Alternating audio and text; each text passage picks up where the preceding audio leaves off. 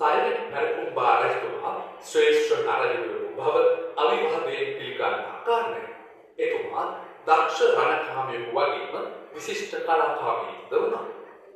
කෝට්ටේ යුගයේදී හයවන පරාක්‍රම බාහු රජු බෙලී වෙල්වී ගිය ශ්‍රී ලංකාව එක්සේසත් කොට එකම දජලක් යටතට ගත් බව ඉතිහාසයේ සඳහන් වෙනවා. අවසන් වරට ශ්‍රී සිංහලයේ එක්සේසත් කළ සයිලන්ට් පරාක්‍රම බාහු රජතුමා විසින් තමා කුඩා කල පැවති සතුරු උතුරු වලින් බෙහෙරාගෙන අප්‍රසිද්ධ වහදාවලා රාජ්‍ය බලය ලබා ගැනීමට සලස්වූ සිය ආදරණීය මව පිසවසි වීම පිණිස එතුමියගේ නමින් සුලෙත්‍රා මහාදේවී පිරිවෙන් විහාරය කරවා බන්දල මහා සාමිට පූජා කළ බව ඉතිහාසයේ සඳහන් වෙනවා. ඔබ මේ දකින්නේ සුලෙත්‍රා මහාදේවී පිරිවෙනෙහි පෞරාණික වටිනාකමක් ඇති සෙල්ලි පිරිවෙන. මෙය ක්‍රිස්තු වර්ෂ 1454 හයවන පරාක්‍රම බාහු රජු විසින් ලියවන ලද්දක් බව සඳහන් වන අතර එමගින් මෙම පිරිවෙන පිළිබඳ ඓතිහාසික තොරතුරු රාශියක් හෙළි වෙනවා. එකල කෝට්ටේ යුගයේ පැවති පංච මහා පිරිවෙන් වලින් එක් පිරිවෙනක් ලෙස සුලෙත්‍රා මහාදේවී පිරිවෙන නම් කළ අතර එය කීර්තිමත් අධ්‍යාපන ආයතනයක් ලෙස වැටහුණා.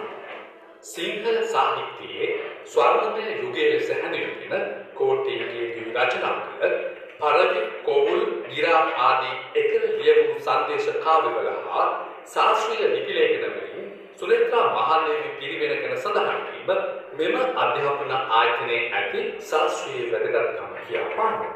සඳ දල නල විසිරුණු සමානයි සඳ දෙව් දුරන පල දර දෙසි වසානයි මැද නිදි කන්ත සහයුරු වෙල සියානේ සෙද නුඹ වඩින් වෙහෙවෙහි පැටලියානේ ලෙසින් කෝවල් සංදේශයේ සඳහන් වෙනවා.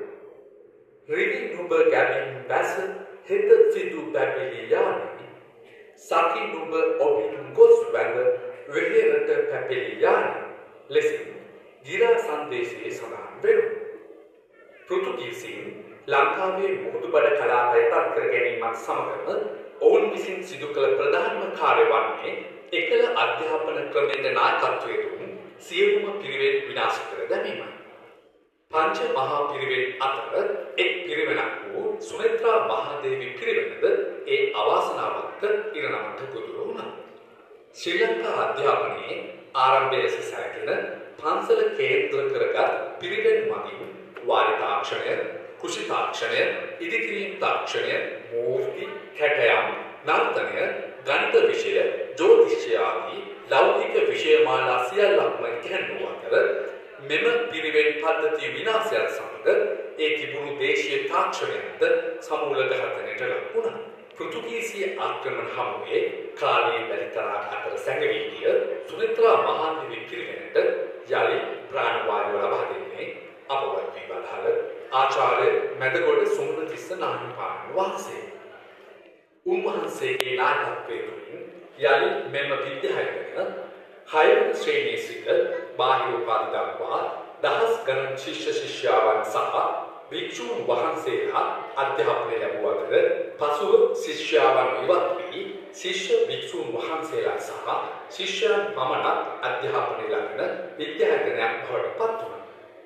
මේ වන විට සුලෙත්‍රා මහාදේවී විද්‍යාලයේ නියමවාන ලෙස කටයුතු කරනු ලබන්නේ ඓතිහාසික සුලෙත්‍රා මහාදේවී පිරිවෙන්පති ශ්‍රී ජයවර්ධනපුර විශ්වවිද්‍යාලයේ පාලි හා බෞද්ධ අධ්‍යනාංශයේ ජ්‍යෙෂ්ඨ මහාචාර්ය තුරන්දර රාජකීය පඬිත ආචාර්ය මැදගොඩ අබේතිස්ස නාහිමිපාණන් වහන්සේ විසින් උන්වහන්සේගේ වර්තමාන නායකත්වය හා මඟ පෙන්වීම යටතේ මෙම විද්‍යායතනය අනෙක් පාසල් හා තරගකාරී ලෙස අධ්‍යාපනික හා ක්‍රීඩා ජයග්‍රහණ ලබමින් සිසුන්ගේ අධ්‍යාපනයට අවශ්‍ය සියලු පහසුකම් යටතේ ඉදිරියට ගමන් කරමින් පවතිනවා. සුලෙත්‍රා මහාදේවී පිරිවෙන් විද්‍යායතනය 6 ශ්‍රේණියේ සිට 11 ශ්‍රේණිය සහ උසස් පෙළ කලා වාණිජ්‍ය ගණිත විෂය ධාරාවකින් අධ්‍යාපනය ලබා දෙන සහ ජයග්‍රහණ රාශියක් ලබාගත් විශිෂ්ට අධ්‍යාපන ආයතනයක් බව සඳහන් කළ යුතුයි. මේ වන විට සුලෙත්‍රා මහාදේවී පිරිවෙන් විද්‍යායතනය තුළ ක්‍රීඩාංශය, නර්තනාංශය, චිත්‍රාංශය, සංගීතාංශය, පරිගණකාංශය, ආගමික අංශය ආදී අධ්‍යාපනික වැදගත් අංශයන් ගණනාවක් පවතිනවා.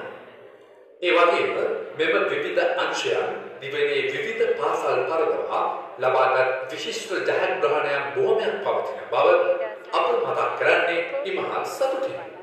ඒ අනුව එක් අංශයක් ලබා ඇති ජයග්‍රහණයන් සහ එම අංශයන්ගේ ඇති අධ්‍යාපනික පහසුකම් මෙලෙසින් දක්වන්නට පුළුවන්. ක්‍රීඩා අංශය සුරේන්ද්‍රා දේවී විද්‍යා